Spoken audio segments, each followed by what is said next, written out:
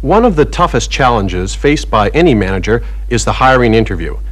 During this interview, you will have between 30 to 90 minutes to ask questions, sell the candidate on your organization, and to try to accurately predict how candidates will perform over several years on a specific job. It's even more difficult trying to ascertain this information from someone you have probably met for the first time. Mistakes can cost your organization thousands of dollars. Now there's a way to systematically increase hiring accuracy, keeping hiring mistakes at a minimum. Look off camera. Behavior description interviewing provides the highest hiring accuracy found by science. The program was developed by Dr. Tom Jans, who is currently on the Faculty of Management at the University of Calgary in Canada. By using specially designed interview guides, behavior description interviewers score 3 times higher in accuracy than traditional interviewers. In this video, we will examine why behavior description is so accurate and how it works. We will also show you how you can use this powerful interviewing technique to greatly improve your chances of hiring the best candidates. Candidates who might look qualified in a traditional interview may look very different after the behavior description interview. Let's look at a few examples of traditional interview questions.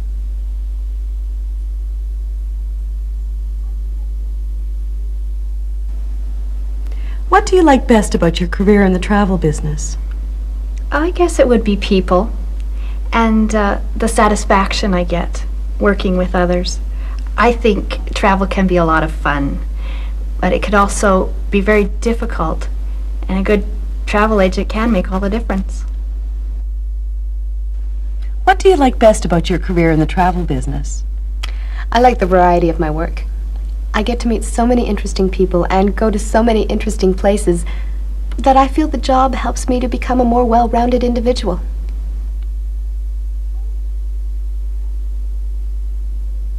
What are your strengths, and how do you feel that they can prepare you for this position? I'm a real detail person. More than once I was able to avoid a possible disaster because I saw potential problems. I like to go over and over the client's itinerary and troubleshoot in advance. What do you feel your strengths are, and how can they prepare you for this position? My clients have commented regularly about my enthusiasm for the job. I just love to do what I do, and I guess it shows. After hearing answers to 2 of the most frequently asked questions in traditional interviews, what do you really know? How would you defend choosing one of these candidates over the other? In court if you had to. Now, a question that represents an improvement over traditional questions, but doesn't quite go far enough. Sometimes it gets really busy in here. What would you do if you were in the middle of doing something and a customer came in and asked for your assistance? Well, I would acknowledge each of them. Then I give them some literature to look over so that I can work with them individually. Sometimes it gets really busy around here. What would you do if you were in the middle of doing something and a client came in and asked for your assistance? Well, I think it's critical that the client feels he is important. What I would do is explain how busy we are and ask if I could get back to him. If that wasn't possible, then I would ask another agent's help. This type of question, called a situational or hypothetical question, does tell us whether the candidate knows how to act appropriately. Unfortunately, it doesn't tell us how the candidate translates that knowledge into action. We still don't have a clear picture of the candidate's past job performance. A behavior description question cuts through the good impressions that all candidates want to create to paint a clear picture of past job performance. Notice how the following question asks the candidate to recount a specific example of past behavior in a relevant situation.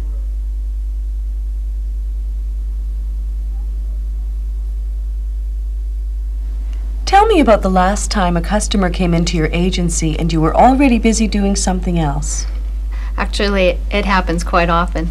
The last time was just this morning. I was looking over the international rebooking rules for a client that I knew would be calling, to change some round-the-world tickets they had purchased recently. At the same time, I was waiting for a call back from United Airlines on a booking to Australia. I was arranging for a senior citizens group. Then a customer came up to me asking for an airline ticket and saying he was in a hurry.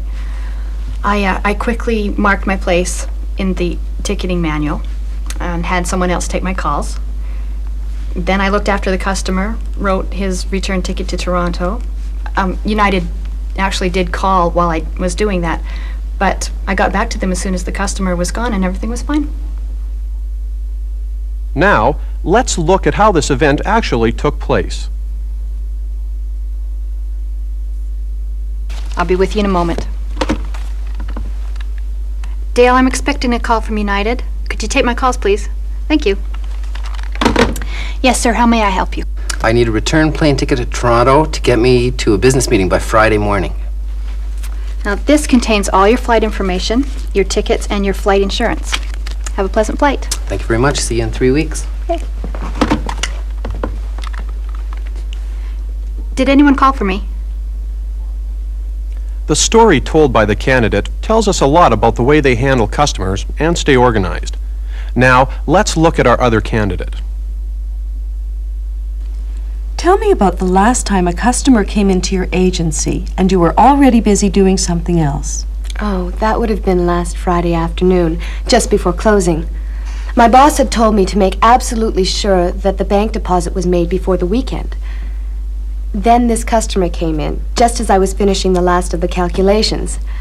I tried to help him, but I realized how important it was to my boss that I made the bank deposit before the weekend.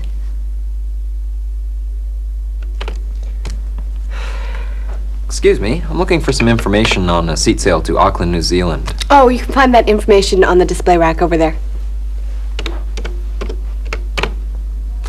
Is it an airline brochure? Oh, that's right, yes. It's the large white one on the left.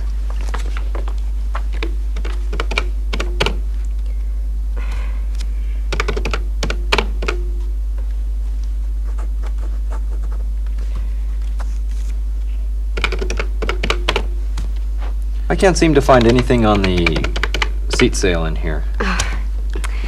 It's right here, sir. If you could just give me a second, I would be able to help you.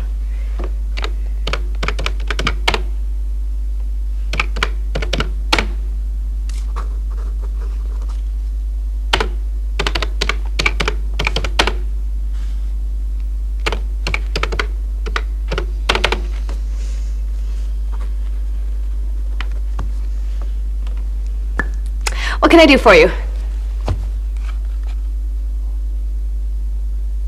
We have just seen there is often a significant difference between what a person says they do and what they actually do on the job. Candidate number 2's responses to the traditional questions gave us a very different impression than her answer to the behavior description question. Most organizations today are competing for an ever-decreasing supply of talent in the marketplace. Increasing international competition requires that everyone do more with less resources. Hiring the right people has become a serious, even scientific business. When hiring, if you could be 3 to 5 times more accurate at predicting which candidate would be the top performer, the benefits to your organization are obvious. Behavior description interviewing, it's a real advantage. Now that you have seen the difference between traditional and behavior description questions, let's look at the skills necessary to conduct a successful BD interview. One of the critical skills necessary to effectively start a BD interview is the structuring statement. This is a clear statement that lets the applicant know what will happen in the interview and puts him or her at ease. Here's an example of a structuring statement. My job title here at Scott Industries is Manager of the Paint Division. I've been with Scott for about 8 years now, and I've been Manager of the Paint Division for about 3 years. As you know, today I'm interviewing for an opening we have for the position of Service Representative. I'd like to spend the next 30 to 45 minutes going over your background and qualifications. Then I will answer any questions you have about Scott Industries. I will be seeing several applicants today, so I hope you won't mind me taping the interview or taking notes, just so I can keep everyone's qualifications straight. Sound okay? That sounds fine. One more thing. The questions we use often ask you to recall a specific event or accomplishment. Sometimes it takes a bit of time to remember when a specific event happened. Don't let that stress you. Take your time. We find these examples extremely useful in getting to know you better.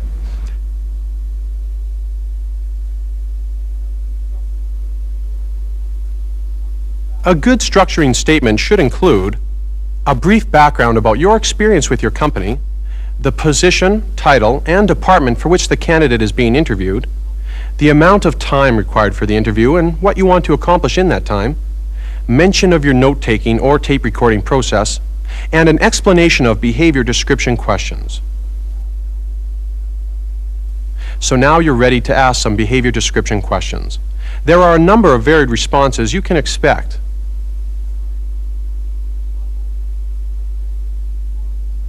It's not always easy to get candidates to respond with a description of behavior right away. The structuring statement can help by giving candidates an idea of what you expect. But sometimes it takes patience, persistence, and creativity on the part of the interviewer. One potential response to a BD question can be no response at all. It can be a challenge to make successful contacts. Please give me an example of the most difficult client contact you ever made. The most difficult? You mean that I was successful at, or that was the most difficult job to...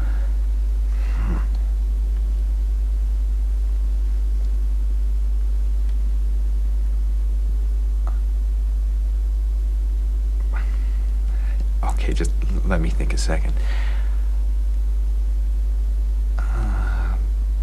Searching my mind for the records in my memory, people I've talked to.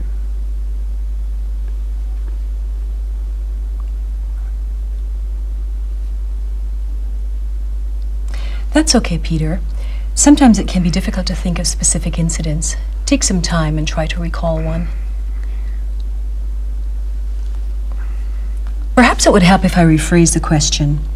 Could you tell me about a difficult client contact as opposed to the most difficult client contact? Well, that would make it a lot easier. About 3 weeks ago, we had a client come in. A calculated pause of at least 10 seconds, followed by a "you're okay" statement, and then a rephrasing of the question really helps a candidate who can't immediately think of a response. Another very common response to a BD question is the bluff. This occurs when a candidate offers excuses or defenses instead of a BD answer. We all know that establishing a new client contact is an important aspect of a sales position. Think back to the last time you established a new contact and tell me what you did that led you to that contact. The last time I was successful, that's pretty tough to think. You know, well, it happens all the time. I certainly know how that can be, Peter. Please take a moment and see if you could think of one. Okay.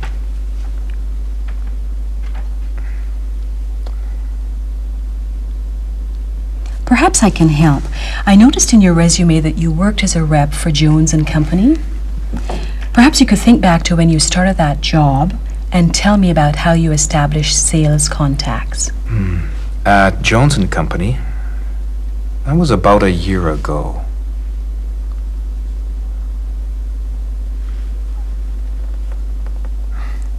Well, now that you mention it, that's a good example.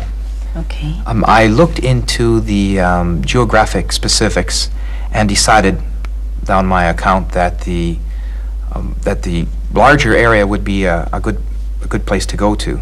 So I divided the city up into regions, and then I spent 1 day per week on each area so that I wouldn't be doing a lot of traveling around the city. Okay. How successful were you at this? How many clients did you drum up using the system? There was no specific record kept on any of those specific sales. I know it's not always easy to recall specific incidents. Perhaps I can ask the question in another way. Which sales area was the most productive for you? The most productive area for me was the downtown core. I set myself a goal of 2 contacts per day in the region, and I also made sure I had 2 sales per month. Okay. Perhaps you can tell me then specifically about one of the best contacts you made. That would be with Woodrow about 2 months after I started with Jones. They were an international corporation, and they were very friendly toward. As you've just seen, dealing with a bluff response requires effective use of sympathetic persistence, question restatement, and a calculated pause. Both the silence and the bluff share the common, simple-to-detect problem of not having any answer to record. The next type of non-BD response is more difficult to catch. By listening for key words like always, or generally, or we, you'll notice that this answer does not describe a specific time or the candidate's choices and actions during that time.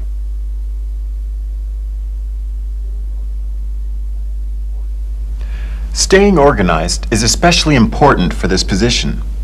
Please give me your best example of how your ability to stay organized paid off the most for you. Best example? Well, I'm usually well organized at all times. What I generally do is review my day's activities in the morning before the office opens, and then I prioritize and fill in the open areas with those tasks that are most critical. I'm sorry, I've led you into describing how you keep organized, and it sounds as though you do a great job at it. What I'm really looking for is a specific time when being organized was particularly useful for you. Let me think.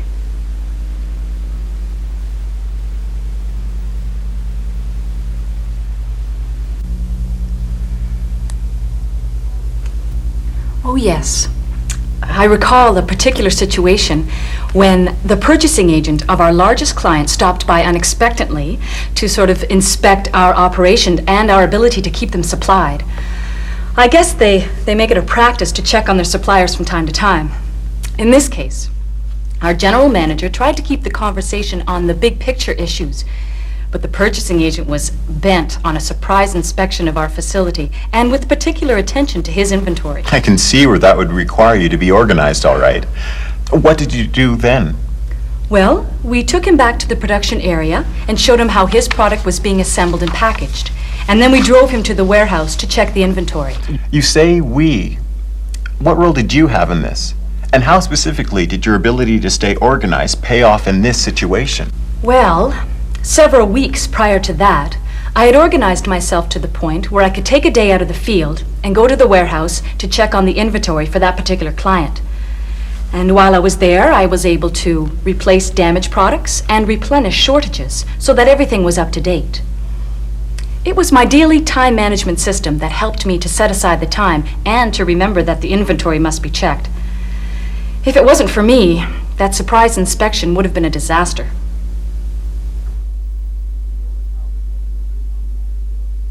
Did you notice how the candidate didn't initially give a specific example of a past behavior? While the answer contains some interesting information about how the candidate generally stays organized, it wasn't specific enough until the end. The interviewer successfully used assumed responsibility, question restatement, and calculated pause to go from the general answer to the specific example.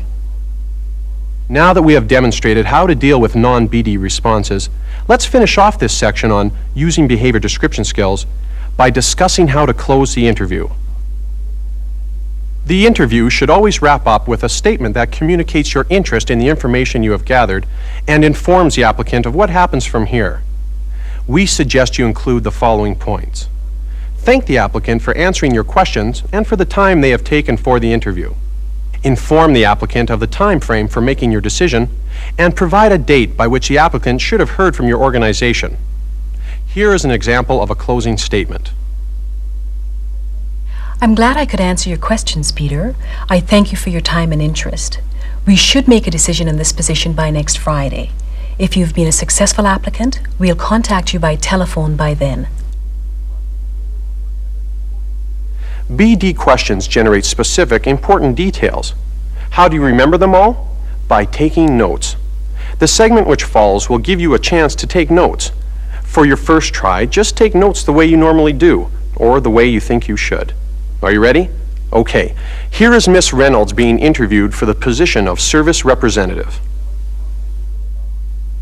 Ms. Reynolds, I'd like to talk a little bit about your interpersonal skills. What do you think your strengths are? Well, I feel that one of my strengths are that I'm very good at getting along with difficult people. I see. Can you give me an example of this? Yes. One of our customers was particularly rough on our representatives whenever we called on him. During a telephone call that I made to him last year, he threatened to take his business away if we didn't refund on a prior purchase he had made with us. What did you do? Well, I offered to review the situation and get back to him. How did he react to that? Well, basically, he said no. Can you recall exactly what he said? Oh, yes. But the language was pretty raw. I see. How did you handle the situation? Well, I concentrated on keeping my voice calm, with a friendly and understanding tone about it. And then I mentally counted to 10 and asked him if he was trying to intimidate me. I said that I was on his side, but in order to present his case to my head office, I needed to get a clearer picture and therefore needed the extra time. Did it work? Oh, yes. He won't see anybody else now. Whenever he calls and asks for a service rep, he usually asks the dispatcher to send him that tough lady who tells it like it is. Oh, what is the client's name? Bill Harris at Harris and Associates. Well, how did it go? Did you write down, for instance, that the candidate was good at getting along with difficult people? Do we really know this to be true? Remember that Miss Reynolds' opinion of herself may not be very accurate. Did you get all the important information about this particular situation? Ideally, you should be able to recreate her answer from your notes. Taking good notes during a behavior description interview is a learned skill. It requires practice and attention to detail. Here are some suggestions. Label the story in the margin of the interview pattern. Write down a short title that will serve to remind you of the story or experience the applicant told you about. Remember, label the story, not the individual. Record enough to allow you to rate the applicant. Your notes should be relevant to the specific behavior being probed. They should contain enough detail to allow you to recall and rate the answer. Record only what the applicant says he or she did and avoid making preliminary judgments at this time. Be sure that you are simply recording what the candidate says and not what you think and feel about what they say. Your notes should be objective rather than subjective. And develop a system that works for you. One system you might try is to write down the key words that the applicant uses to describe the event or circumstance. Pick words that describe the specific actions. Another method is to draw pictographs of the events or circumstance being described. Finally, when 2 or more interviewers are used, the interview can be conducted more easily by assigning the interviewer and note-taking roles to different people. This frees up the interviewer to probe and listen attentively. The following segments show 3 candidates being asked one question, followed by the same 3 candidates responding to a second question. Take careful notes of each answer. Make sure you record information specific to this behavior. We will be coming back to your notes later, so try not to miss any important details. Organizing behavior description. Maintains a tidy, logically organized information retrieval system so that information can be found quickly and easily, versus allowing information in papers to pile up, making it difficult for others to locate what they need. Are you ready? Let's listen to the candidates. Tell me about a time when you were able to quickly retrieve something because of the way you organize yourself. Oh, that's one of my strengths, actually. I know I can find anything in our filing system, and I know my boss can find anything in our filing system. That's great. Tell me about a time when you were able to retrieve something quickly. My boss asked for a resume 2 days ago that he thought was long gone. He said, "Can you find that resume that I gave you months ago?" And I said, "Wait a minute." And I found it. You know, telephone numbers, that sort of thing. I can find it. What is it about your filing system that made that easy to happen? I think that it's basically a simple filing system, you know, alphabetical. And not all our files are together. I have everything in subject by item and its subject. I think a filing system is a filing system. I don't know what's so difficult about it. Except that some are not always kept up to date or are difficult for other people to follow. Oh, I see what you mean. No, our system is up to date, and I know my boss can find whatever he wants, so there's no difficulty. How many times in the last 2 weeks have you been able to retrieve something quickly? Oh, in the last 2 weeks, I can think of 4 times, actually.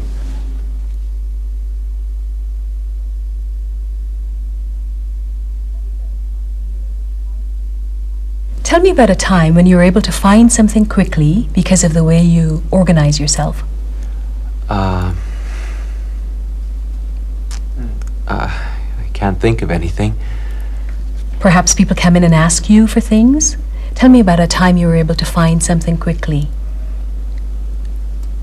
It happens all the time. Okay. Last week? Did it happen last week?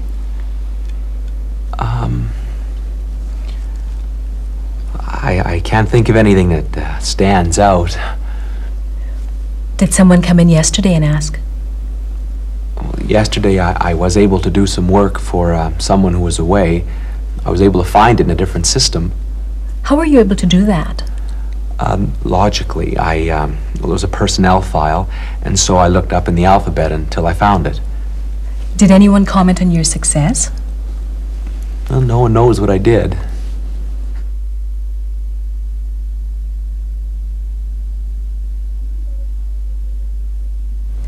Tell me about a time when you were able to quickly retrieve something because of the way you organize yourself.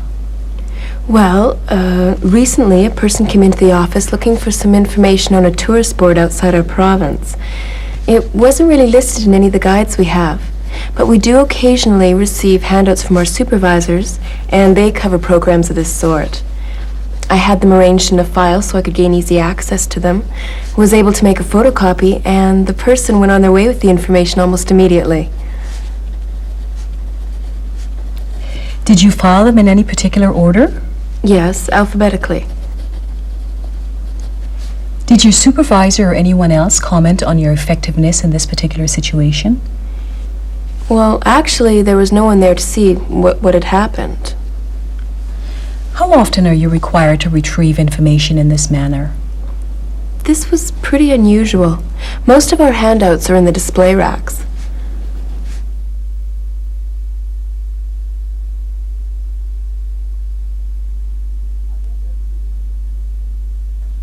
I hope everything is proceeding smoothly.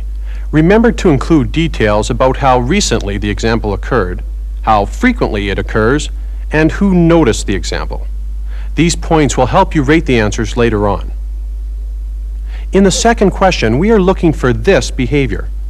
Willingly provides extra effort when needed to reach important deadlines or objectives, by accepting additional responsibilities in a crunch, by anticipating potential needs during busy times and making preparations in advance, versus wasting time when there is work to be done, sticking to a routine schedule regardless of the workload, avoiding additional responsibilities, and by not being prepared in advance. Here's the second question now. Tell me about the busiest time you've experienced recently. I think the busiest time I've ever had here is right now. We're running a new program, so I'm preparing the material for that. We've had a lot of information on the old word processor that needs transferring, and that's very time-consuming. As well, we're changing to the new offices, so we're all learning where everything is and how to access the new facilities. And, well, I'm putting in a lot of hours just to keep things moving. Did you have any warning that this was coming up, or was it suddenly dropped on you? I kind of suspected that. What did you do to make it go as smoothly as possible?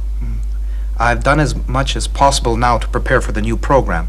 I'm ordering all the articles and the books I'll need, and I've already ordered all the photocopying.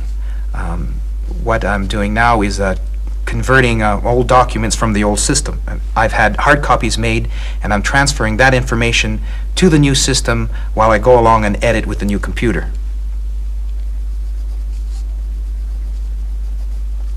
How often in the last few months have you been well prepared during a busy time? Well, there were several times that proposals had to go out and I had to stay late. Well, whenever it's necessary, I do it. Has your boss commented on your ability to handle this load? Well, he hasn't said anything directly. Maybe I'm assuming and I shouldn't, but he knows how organized I am and how I'm able to work with anything that's given to me and pick up on new ideas and new ways of working things out. So I guess he trusts me, and if I was wasting time, he would say something. Your preparations have paid off then? Yes. I hate to think what I'd be going through if they hadn't.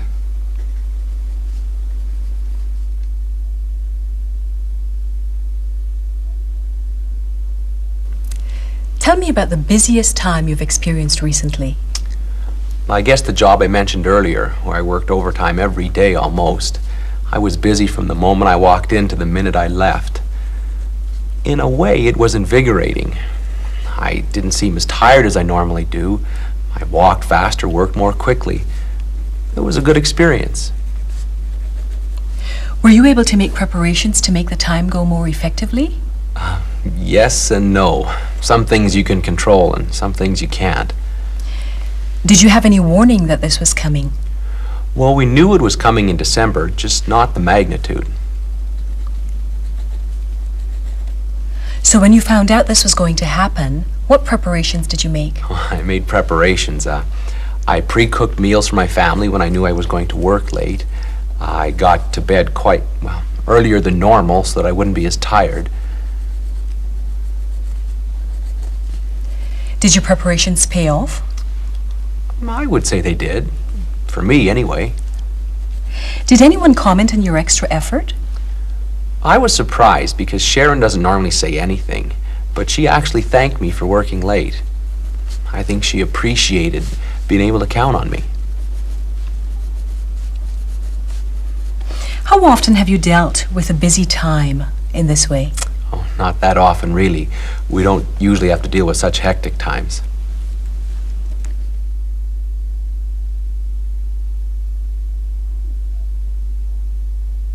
Tell me about the busiest time you've experienced recently. Well, the busiest time would have been a few weeks ago during registration period. What sort of preparations did you make ahead of time, knowing that it was coming up?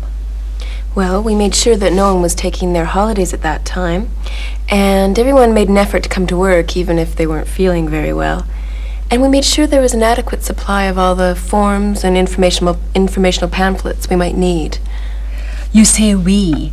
Did you have a particular role in this? Oh, yes. It was my responsibility to make sure we had the pamphlets and forms we might possibly want.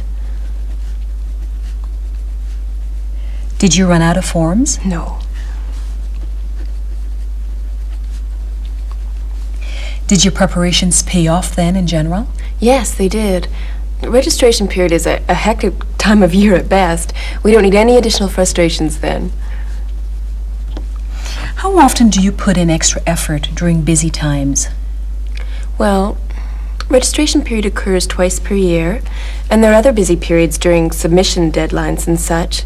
I'm frequently gearing up for things like that. I'm usually ready for them, so it doesn't require overtime or much change in my work habits. Has anyone commented on your extra effort in these times? No, not really. I just see it as part of my job.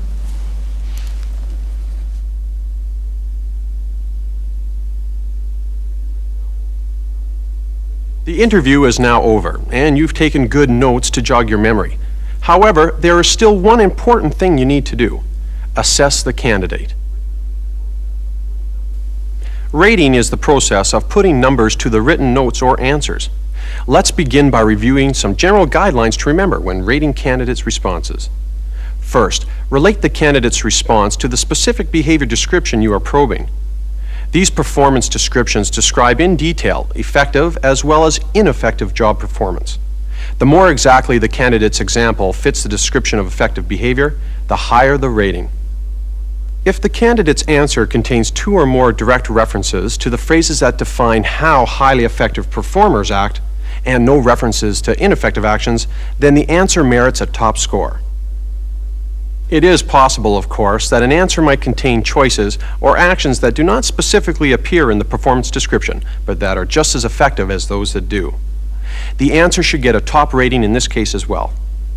The score will drop to the middle range of the scale if the answer only indirectly or weakly references an effective action, while still containing no reference to an ineffective action.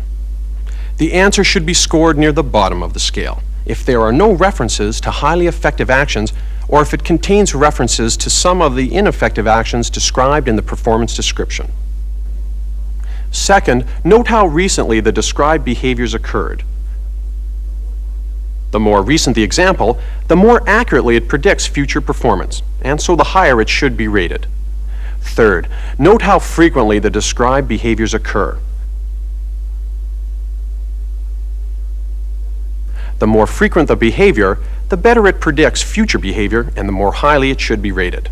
And fourth, note whether you have confirmation for the story. A reference story is more likely to be true.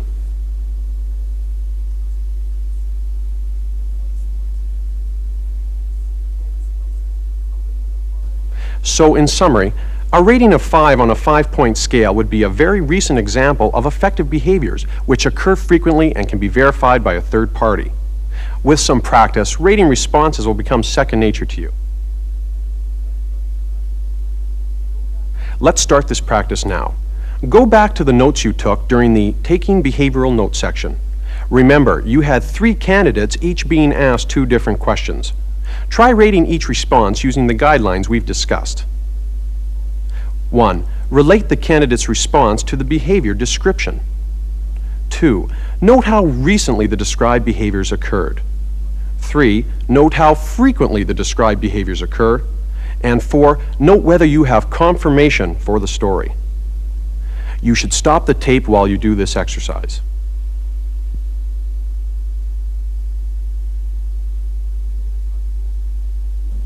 Did you notice how your notes were useful to you during this exercise? Your ratings can only be as accurate as your notes and memory allow, so note-taking is very important. Let's review the ratings. For question number 1, candidate number 1 usually rates a 5. This applicant recently performed all of the behaviors covered in the organizing performance description and does so frequently. We could also confirm this example with his boss. Candidate number 2 generally scores 0 on this question since he did not give any example of effective information retrieval on his own system. A 0 score is appropriate when the interviewer has done all she can to elicit a response, but still doesn't get one. Candidate number 3 scores a 3, since we cannot confirm her example and the situation was unusual. Remember, future behavior is best predicted from past behavior that is frequent. For question number 2, candidate number 1 scores 5. He demonstrated all of the effective behaviors and does so on a relatively frequent basis. We can confirm his example with his coworkers.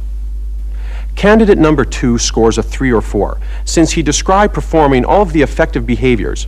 He made preparations, willingly provided extra effort, and accepted additional responsibilities. His coworker could confirm the story. However, he states that he does not perform the behavior frequently. Candidate number 3 usually scores a 2. Be careful with this one. We have to concentrate on what she did in particular. She did make preparations in advance, but she didn't really describe any of the other effective behaviors. In addition, the behavior we are looking for does not occur frequently. If your scores didn't exactly match ours, don't worry. A difference of 1 point is common. If, on the other hand, you scored someone a 5 who we thought deserved a 2, you may wish to review this section again. You can see that the BD approach to hiring is quite objective. With proper questioning, probing, note-taking, and rating skills, you will find the system fair and extremely accurate in helping you choose the best candidates for your position openings. We'd like to finish off by showing you a typical BD interview in a little more depth. Take note of all the skills we've practiced. You'll see how the interviewer confidently and successfully probes the candidate to get detailed, specific incidents of past performance. Shall we get started? Sure. My job title here at Scott Industries is Manager of the Paint Division. I've been with Scott for about 8 years now, and I've been Manager of the Paint Division for about 3 years. As you know, today I'm interviewing for an opening we have for the position of Service Representative. I'd like to spend the next 30 to 45 minutes going over your background and qualifications. Then I will answer any questions you have about Scott Industries. I'll be seeing several applicants today, so I hope you won't mind me taping the interview or taking notes, just so I can keep everyone's qualifications straight. Sound okay? That sounds fine. One more thing. The questions we use often ask you to recall a specific event or accomplishment. Sometimes it takes a bit of time to remember when a specific event happened. Don't let that stress you. Take your time. We find these examples extremely useful in getting to know you better. I'd like to start by talking about your technical abilities as a service representative. For a service representative, paying attention to detail is important. Tell me about the most recent time your attention to the details of a task really paid off. Okay. Attention to detail. Let me think.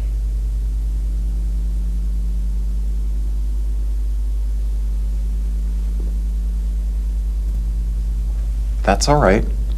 Take your time. It can be difficult to think of specific examples. Well, I'm generally quite detailed. I find I'm very careful to understand the details around what I'm doing so I don't have to spend my time fixing the mistakes. Perhaps you can tell me of a specific time then when your paying attention to details really made a difference. Well, now that I actually think about it, just a few weeks ago I had to prepare a report for a rather important meeting. I actually got pretty excited about it because it involved tables and graphics, things that I enjoy working with. So this happened about the beginning of the month? That's when I started on it, yes. What type of report was it? It was a new quality control program for our customers, and I had to present it to the other reps in one of our morning meetings. Who asked you to prepare it?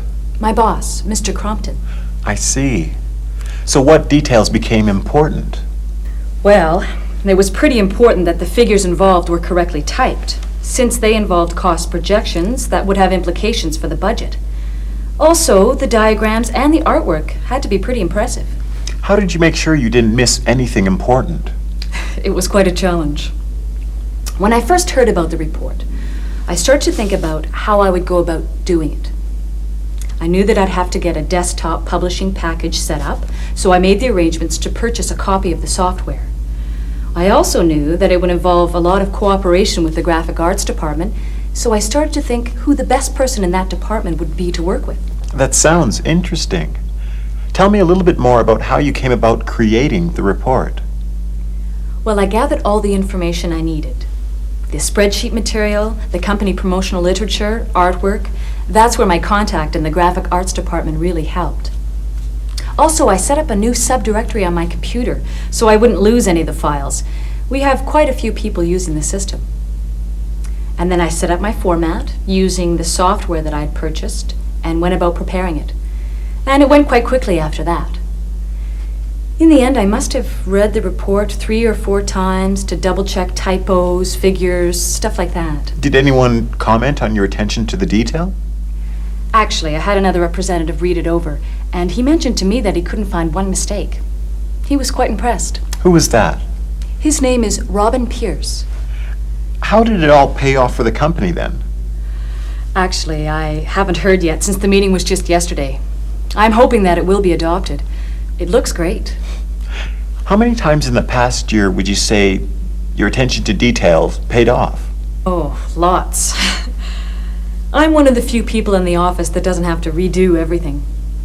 I'd say, on average, I'm doing detailed work on a weekly basis. I find I'm often compiling lists of numbers and other things which can get pretty complicated. Thanks for all the details, Donna. Let's move on to another area, interpersonal skills. Sometimes, despite our efforts, it's difficult to get along with a coworker. Tell me about the biggest disagreement you've had with a coworker that you couldn't resolve. Well, that's hard, because I get along well with people. I'm sure you do, but we're all human, and sometimes we have difficulty working with someone for whatever reasons. Can you think back to your biggest disagreement where you had to work at resolving the conflict?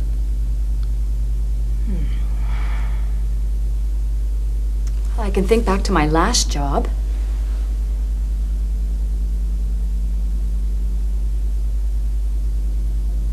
Oh, yes. I recall one time I was working as part of a team of people that set up displays. And more or less, we didn't really have a leader. But naturally, someone usually stands out as leader. There was this one fellow. He was an intelligent guy. He liked to be in control. We had a disagreement about where to set up one of the Christmas displays. How long ago was this? Last December. All of us had some idea of how it should go, except it always seemed as if his ideas would come first. He was really dominating. In a sense, we lost a lot of time because of him. You couldn't get past what he wanted. I can appreciate that. Oh, so what role did you play in trying to deal with this person? Well, in most cases, I try to act as a mediator. I try to tell everyone to stop what they're doing and try to think about it. Really, we were all equal, and he needed to see that. Can you tell me then, in this case, exactly what you did? Well, in a sense, I took control. I took everyone's ideas together, and then we decided which one made the most sense. Eventually, we voted on the best one and got on with it. Did you ever talk to him directly? Oh, yes. We were good friends. He realized that he was dominating. How did he come to that realization? Well, it was basically my discussion with him. He's not a very humble guy. What did you say to him? I said, Mike. Mike was his name. Everybody's ideas should be considered equally. It's better if you listen to everyone's point of view. Your own view might be better, but you should explain why instead of just taking control. Are you still friends with Mike? Oh, yes. We keep in touch. He's a good guy. How often do situations like this arise? Do you mean with Mike? In general. Well, like I said, I normally get along quite well with people. I can't remember a time that it's happened at my current job. Well, that's good to hear. Maybe we'll move on to something else now. Let's finish off with discussing your organizing ability. Managing your time effectively is important in the position of service representative. Tell me about a time you needed to prioritize your workload. That happens all the time in our business. I always have to make decisions on which priority indeed needs to be a priority. I'm quite used to it and therefore quite good at it. I can imagine. Can you tell me about the most recent time when you had to set priorities? Well, last week, I had to finish the report that I mentioned, but I also had to start sending out the newsletter, which usually comes out around that time. On top of that, there were daily types of things. Customer account letters, mail-outs had to be taken care of. As usual, it was extremely busy. So how long did you have to complete all of these things? Well, I had planned to finish the report early, by the end of that week, just in case something else came up. The newsletter usually comes out by the 15th, which would have been also near the end of that week. You say usually. What happened this time? Actually, I decided that the report took priority after discussing it with my boss. So sending out the newsletter out a little later wasn't of any consequence. So I sent it out this week instead. What did you use to keep track of the schedule during this time? Do you mean a day timer? Did you use one? To some degree, my days are scheduled for me by whatever comes in. I can't always foresee things. But I do have a desk calendar, and I make a point every Monday of noting down the tasks which have to be accomplished by the end of that week. In this case, I had planned to do the newsletter, but then the report came in and it had to be completed and photocopied, so it took precedence. I also have a daily routine, which includes callbacks, customer survey calls, and I also do my typing between 1 and 2:30 every day. Let me get this straight. You said that you knew about the report 3 weeks ago, is that correct? Yes? And the newsletter is a monthly thing? No, it goes out every quarter. Every 3 months. So did you have some time to get a head start on the newsletter? Actually, no. See, I just send it out. The production actually happens in the graphic arts department, and that usually depends on people sending articles in on time. So I didn't get the newsletter until Monday last week. Oh, I see. So in the long run, did you get everything completed? Oh, yes. I sent the newsletter out yesterday, and none of my other to-dos fell behind. Well, it certainly sounds as though you have some busy days. I don't mind it at all. Did anyone comment on your efforts in this situation? Not in this particular situation, but I did get a good appraisal from my manager for the way I handled it over the quarter. Well, that's about all I wanted to cover. Are there any questions you have about the position or our company? Actually, the information that you gave me to read answered most of my questions, especially the job preview guide. I'm really quite interested in working for a professional organization like this one. Well, I appreciate the time, Donna. We are interviewing 2 more candidates, after which time we'll make a decision. You should hear back from me either way within the next 2 weeks. Thank you very much. I really enjoyed the interview. It focused well on my abilities.